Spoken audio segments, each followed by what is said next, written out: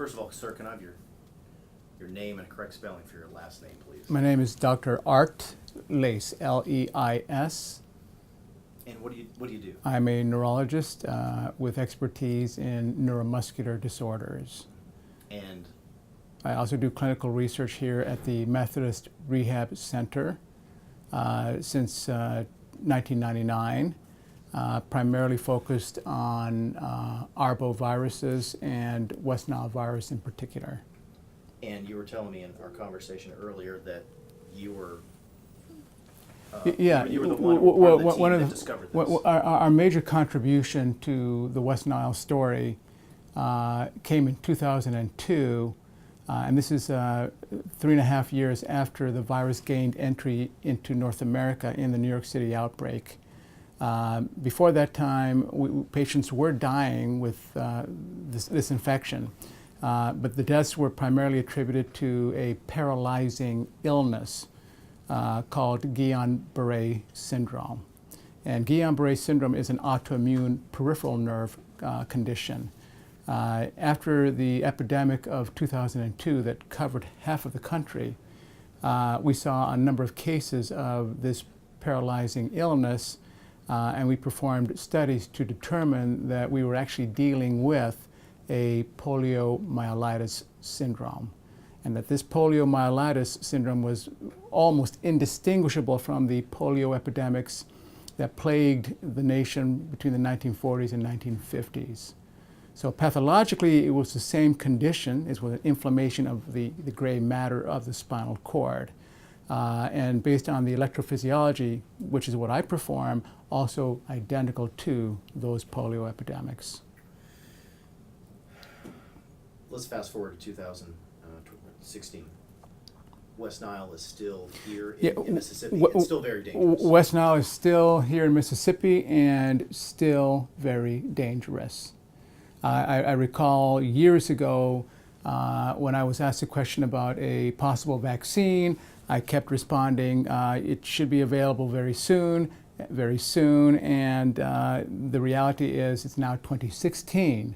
It's 17 years after the virus gained entry into North America, and we still don't have a vaccine. In fact, we really don't have any specific treatment that is recommended aside from supportive care. And what that means is that we all have to emphasize prevention.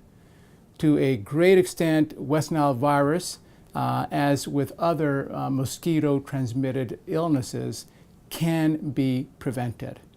And until we have a cure or a good treatment, we have to focus on prevention. And by that, I mean probably the best recommendation is to get rid of standing water in and around your home. Mosquito populations can literally reproduce. A new generation of mosquitoes can reproduce in 4 or 5 days of standing water. Secondly, avoid the hours and the locations where mosquitoes are most active. The mosquito variety, it's called Culex, that transmits West Nile virus is most active during dawn and dusk. If you're going to go out during those times, try to wear long sleeves, not long sleeve shirts, long pants, and also put on mosquito repellent. Any mosquito repellent that contains 10% through 35% DEET will suffice. Does it frustrate you that we don't have a vaccine yet? It does frustrate me that we don't have a vaccine. I think that if more funds were directed towards a vaccine, I believe that we would have a vaccine at this point. I think that's partly a funding problem, and I'm hopeful that in the next few years we will have a vaccine. Where would that type of funding come from? The funding would come from Congress. Okay. And do you currently receive funds? I receive funds for West Nile virus through a foundation. It's a Wilson Research Foundation, and it's a major fundraising foundation associated with Methodist Rehabilitation Center. But currently no money from Congress? No money from Congress. Okay. Well then how close are we to getting a vaccine? I mean, are we just not even close? Well, again, I would say a number of years ago I stopped talking about vaccines because there was none available. And now it's 2016 and we still don't have a vaccine. So until it's actually available for commercial use, I will probably defer any more comments about a vaccine. That's fine. That's fair enough. Okay.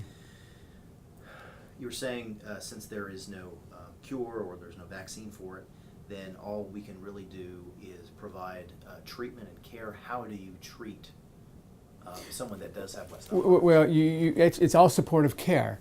West Nile virus can target the nerve cells in the brainstem, in the spinal cord, that control all muscle function.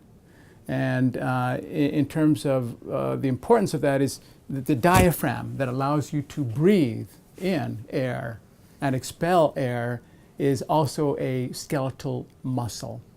And when patients who have the poliomyelitis variant of West Nile infection, it's not uncommon for them to develop respiratory suppression, respiratory distress, or end up on mechanical ventilation. And so we have to be, that type of supportive care includes respiratory therapy. They also are at risk of developing pneumonias and secondary infections. In addition, we need physical therapy and, in a lot of cases, very long-term rehabilitation. Some of the cases that we've seen come here with complete flaccid paralysis of one limb, although we've seen several cases coming in with 3-limb paralysis. This type of presentation is almost always asymmetric because that's what poliomyelitis does. It presents in a very asymmetric fashion. And we have been able to prognosticate the recovery process based on the estimated number of lost connections. If patients lose a lot of connections, then the prognosis is going to be delayed or there will never be full recovery. If only a 50% of the connections have been lost because the motor neurons were destroyed, then the recovery will actually be excellent.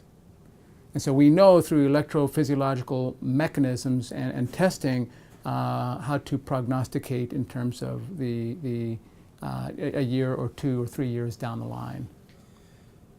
Have you seen some people that get West Nile virus make a full and complete recovery and are completely normal afterwards? Yes, yes.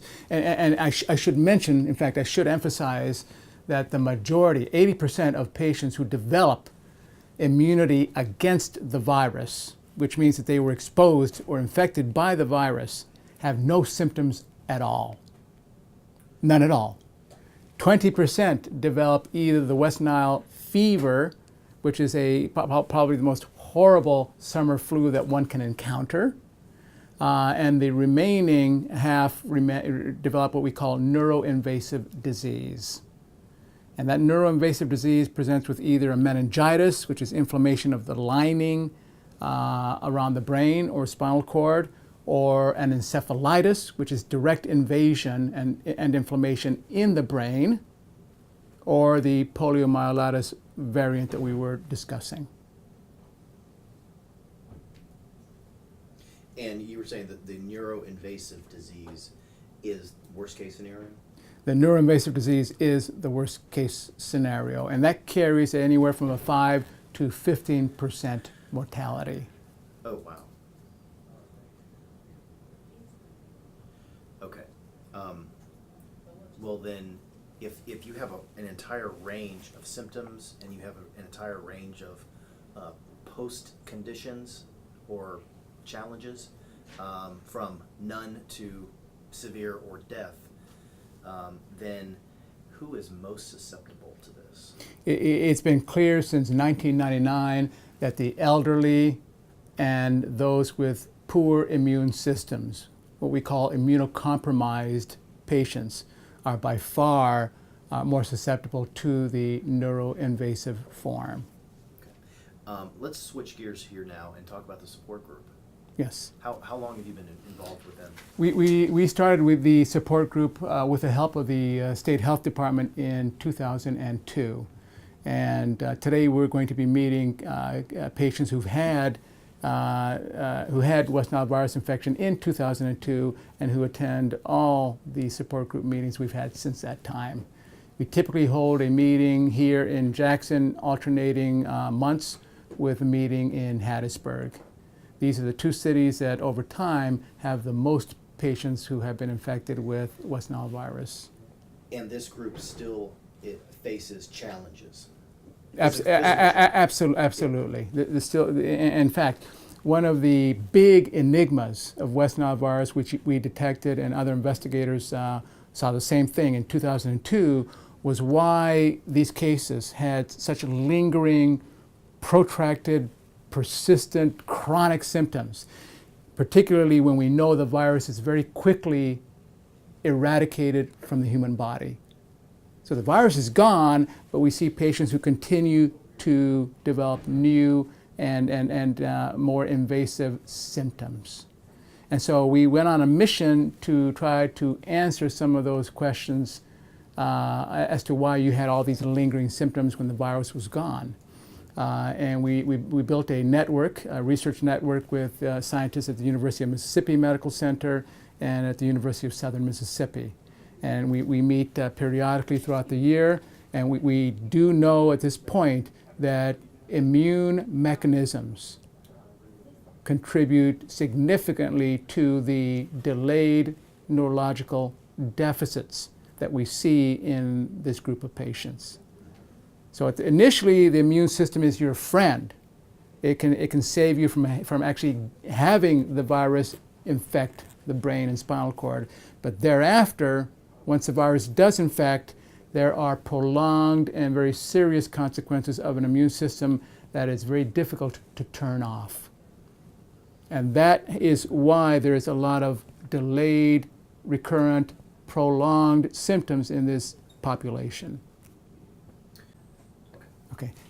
How important is the emotional and the mental side of the support for these people? The support group, it has been crucial to most of the members, most of the survivors. Unfortunately, a lot of doctors still don't recognize the lingering symptoms. And there was a study that came out just recently in the journal Nature, which is the highest ranking journal in the world, about the chronic memory loss in West Nile virus survivors. And what they found is what we've been finding since 2002, and that is that the immune system plays a very negative role in the memory loss that we see in this group of patients. And so without the support group, they would have very little guidance. Secondly, they would have many of their symptoms attributed to emotional conditions, psychological conditions. We've seen a lot of erroneous diagnoses through the years. And when they get in touch with the support group, they realize that they're not the exception. They are the rule. And we have ways where we can go ahead and at least confirm the accuracy of their symptoms. And that alone provides a tremendous emotional support. I just thought of one last question, and this is what's in the headlines now. The people that are contracting Zika Yes. are getting a lot of the headlines, but West Nile is still very dangerous and deadly, maybe even more dangerous than the Zika virus. Can you tell me what the difference is between both of those? The West Nile virus and Zika virus are cousins. They actually belong to the same family. They are both flaviviruses. They are both severe neurotropic viruses. They both infect the central nervous system, meaning the brain and the spinal cord. In fact, since we don't have a treatment for Zika virus, the same recommendations apply. Prevention first and foremost. And until we know whether or not there are mosquito populations in the United States that carry and transmit Zika virus, then we just all have to be very vigilant. There are reports even today that the first 4 cases of mosquito-transmitted Zika virus infection in the United States have been confirmed. If true, then we are looking at a potential severe epidemic of Zika virus. And that's almost like you're fighting 2 different enemies. We're fighting 2 arboviruses, and the old idiom, killing 2 birds with 1 stone, right now would probably be applicable. Wow. Okay, Doctor, Okay, thank you thank very you. much for your You're time. welcome. We Okay. do appreciate it.